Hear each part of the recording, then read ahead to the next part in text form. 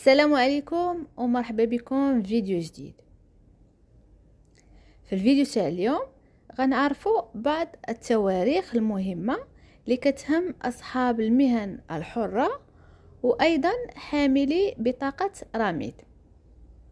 إمتى غتكون الاستفادة من التغطية الصحية والتعويضات العائلية والتقاعد وأيضا التعويض عن فقدان الشغل. في 2022 طبق تامين التغطية الصحية اللي استفادوا منه أصحاب المهن الحرة وأيضا حاملي بطاقة رميد. بالنسبة لحاملي بطاقة رميد عندهم الإمكانية أنهم يتعالجوا بالمجان في المستشفيات العمومية، وأيضا تكون عندهم تغطية صحية في القطاع الخاص، يعني إلى مرض ومشى للكلينيك غيكون بحالو بحال الأجير في الاستفادة من التغطية الصحية.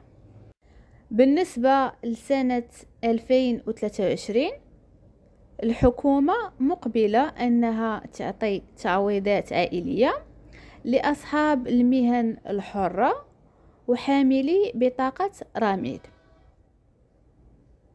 بالنسبة لأصحاب المهن الحرة غادي يخلصوا المساهمات ديالهم باش يستافدوا من التعويضات العائلية، أما حاملي بطاقة رميد ما غيخلصوا والو، وهذا الشيء اللي دوينا عليه غيطبق في نهاية 2023.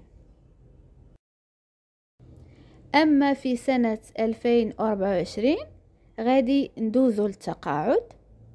بالنسبة لأصحاب المهن الحرة غادي يكون عندهم التقاعد، وبالنسبة للاشتراكات هما غيخلصوا جزء والدولة غتكلف بالجزء الآخر، بحال في الشركات الخاصة الأجير كيخلص جزء والمشغل كيخلص الجزء الآخر.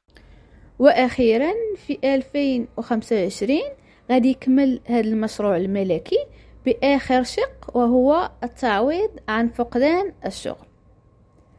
فإذا كان عندكم أي سؤال خليوه لي في كومنتير، أسئلة عندها علاقة بالمواضيع اللي كنطرحو، لابي إيغاش سنساس حوادث الشغل إلى غير ذلك. غنخلي لكم في الديسكريبسيون مواضيع غتهمكم عندها علاقة بالموضوع تاع اليوم. وفي الأخير كنتمنى تكونوا استفدتم من الموضوع تاع اليوم. نتلاقاو إن شاء الله في فيديو جديد، وإلى اللقاء.